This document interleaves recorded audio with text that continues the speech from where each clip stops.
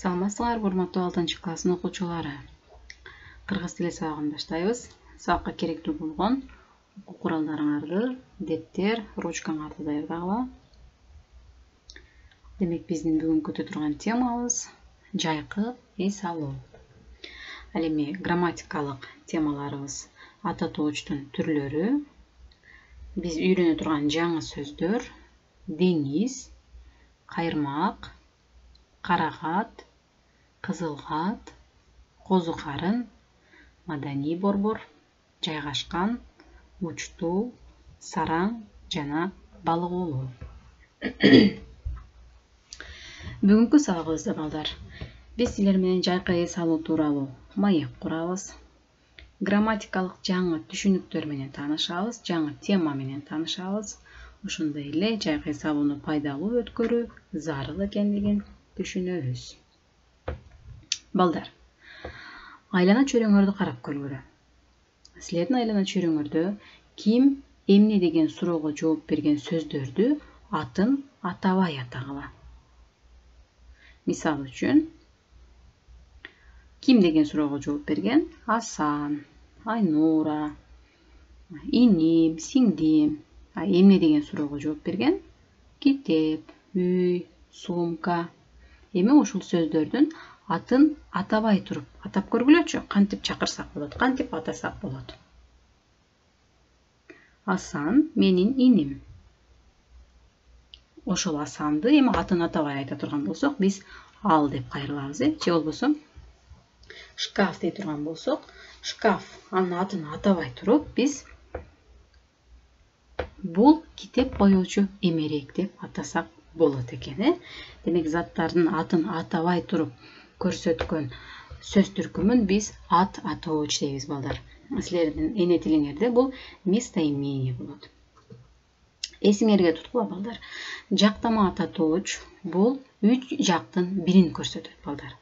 3 жак бизге белгилүү, бизде 3 жак бар, биринчи, экинчи жана үчүнчү жак. Биринчи жакта жекелик санда мен китеп окудум. Ал эми көптүк санда биз болот. Биз китеп окудук. Экинчи жакта сен, ал эми көптүк санда силер болот. Сен акылдуу баласың, силер акылдуу балдарсыңар. Экинчи жактын сылык түрү бул сиз деп кайрылат. Жекелик санда, ал эми көптүк санда сиздер. Үчүнчү жак ал, көптүк санда алар болот. Жекелик санда ал биздин класс жетекчибиз, көптүк санда болсо алар биздин мугалимдерибиз. Ал эми шилтеме ат атооч болсо, балдар, бул силердин эне тилиңердеги, орус тилиндеги указательное местоимение болот. Буларга кайсы сөздөр кирет экен? Бул, тигил, тиги, тетигил, тетиги, ошо, ошол, ушу, ушул, мына бул, мына ушу, мына ушул. Ошол сөздөр шилтеме ат атоочтор болот. Булар затты шилтеп көрсөтөт. Башкача айтканда, указать этет экен да. Мисал үчүн карап көргүлө. Ушул, ушулар окууга керектүү болгон куралдар десек, биз бул заттарды шилтеп көрсөтөбүз да, указать этебиз. Же болбосо тетигил менин досум.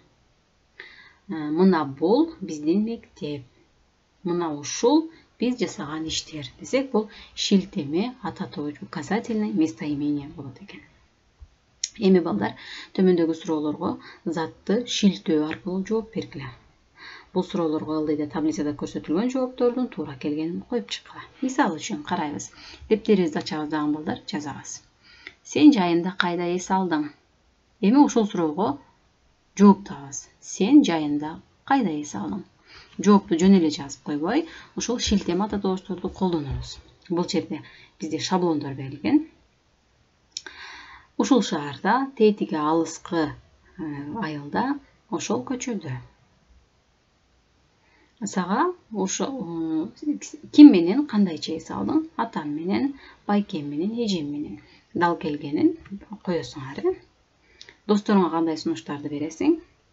Демек, бул жерге мен сүйлөм жазып койдум. Силер өзүңөр кандай сунуш бере алсаңар, ошону жазсаңар болот. Эми балдар, бул сүрөттөрдү карагыла. Сүрөттөрдү карап, жаныңарда ким болсо, иниңер, эжеңер болсо, маектешкиле. Сүрөттү карап, ким кайда кандай эс алат деп ойлойсуңар. Бул жерде сүйлөмдөгү сөздөр чачылып берилген, аларды топтоштурабыз. Топтоштуруп, дептериңерге жазып чыккыла. Видеону токтотуп коюп, паузаны басып туруп, анан жазып чыккыла. Антон Дарья балык уулу. Ким кантип эс алды? Руслан көл суу, сууга сүзүү, Алина дача гүл терүү. Бул сүйлөмдөрдү тууралап жазып чыккыла.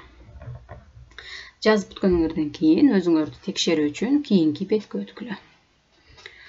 Антон Дарьяда балык уулап эс алат. Айдана айылда топ ойноп эс алып жүрөт. Руслан көлдө сууга сүзүп жыргап эс алды. Алина дачада гүл терип рахаттанып жатат. Эгерде силердин жазган сүйлөмдөрүңөр туура болсо, ошону менен дал келсе, анда азаматсыңар. Кийинки 3-чү көнүгүүнү карайбыз балдар. Бул көнүгүүдө текст менен сүрөттөрдү бири-бирине дал келтиребиз балдар. Биринчи текстти окуйбуз. Малика: мен Москвага барып келдим. Ал жакта менин байкем жашайт. Москва мага абдан жакты. Ал аябай кооз жана чоң шаар экен. Мен Москвадан метрого түштүм. Демек, Маликанын Москвага барып келгендиги бул кайсы сүрөттө көрсөтүлгөн? Аны тапкыла. Антон: мен болсо жайында ысык көлгө бардым. Көлгө түштүм. Чолпон Ата шаарында жайгашкан Рухордо маданий борборун көрдүм. Ал жака көп туристтер барат экен. Мындай эс алуу мага аябай жакты. Демек, ысык көлдөгү Рухордо кайсы сүрөттө көрсөтүлгөн? 3-чү жылдыздын эс алуусун карайбыз. Мен айылда жашаган чоң ата чоң энемдикине барып эс алдым. Аларга жардам бердим. Алма бакты, помидор, капустаны сугарып, кородогу 2 козуну карап, казанга даамдуу тамак жасадым. Айылда менин досторум көп. Бош убактымда сууга түштүм, волейбол ойнодум. Демек, силер менимче таптыңар болуш керек. Кимдин аңгемеси кайсы сүрөткө дал келерин. Анда текшерип көрөбүз. Демек, Маликанын аңгемесинде бул сүрөт аңгемесине дал келет экен. Ал эми Антондун аңгемесине бул сүрөт дал келет экен. Ошондой эле жылдыздын аңгемесине экинчи сүрөт дал келет экен. Жаңы сөздөр менен таанышып коебуз балдар. Жайгашкан расположенный, маданий борбор, культурный центр. Эми бул таблицаны өзүңөр толтурасыңар балдар. Балдар жайында кайда, кантип эс алгандыгын жазып чыккыла. Жылдыз кайда эс алды, кандай эс алды? Антон, Малика кандай эс алды, кайда эс алды? Ушул суроолорго жоопторду тексттен таап жазасыңар. Ушуну менен сабагыбыз соңуна чыкты балдар. Эгерде силерге сабак түшүнүктүү болгон болсо, биринчи быйтыкчаны, эгер кээ бир суроолорум бар, толук түшүнбөй калдым десеңер, экинчи быйтыкчаны, ал эми 3-чү быйтыкчаны мен темага атап такыр түшүнбөдүм десеңер койсоңор болот. WhatsApp аркылуу мен силерден сөзсүз жооп күтөмүн. Мага личкадан, жекеден жазып койсоңор болот. Тапшырма алгыла. Тапшырма: сүрөттөрдү иретке келтирип, чакан аңгеме түзөсүңөр. Бул сүрөттөр силерге белгилүү болгон сүйүктүү мультфильмибиз Простоквашино жөнүндө. Бул жерде таяныч сөздөр берилген балдар. Ушул сөздөрдү колдонуп, бул сүрөттөрдү иретке келтирип, кыскача аңгеме түзөсүңөр. Федор Байке, Печкин почточу, Простоквашино, Мышык менен ит бар. Бул жерде ушул сөздөрдү катыштырып, кыскача аңгеме түзүп жөнөтөсүңөр. Мен силерден сөзсүз жоопторду күтөм. Биринчи группанын окуучулары мага Айкөкүл Абдыкарымовага жөнөтөсүңөр. Ал эми экинчи группанын окуучулары Гүлнара Садировна убактылуу иштебегендигине байланыштуу аны Наргиза Турдукуловнага жибересиңер балдар. Сабагыбыз соңуна чыкты. Саламатта туруңар.